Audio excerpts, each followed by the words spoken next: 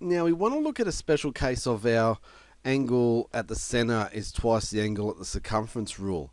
And so if we move our point D, and I want to get to a point, and I'm trying to get 180 degrees at the center, which would mean that CD would be a diameter.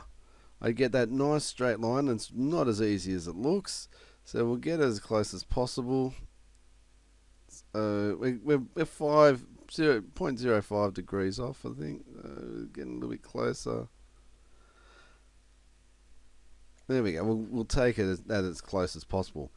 When we look at that 180.09, so take it as 180. If we look at our angle at the circumference, and by our rule, really, that should be twice the angle at circumference, which would be 90 degrees.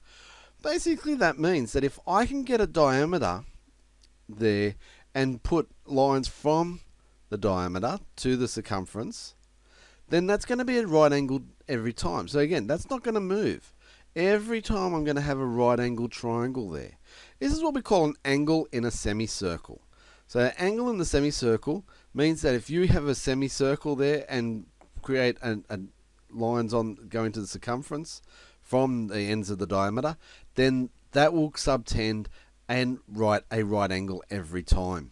So it's a really important, really nice rule to be able to play with.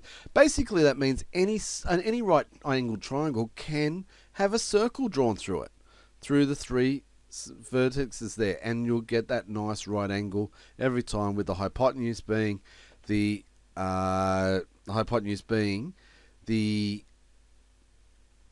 diameter of the circle. So the rule is basically the idea that we used that theorem before. The angle at the center is twice the angle of the circumference on the same arc.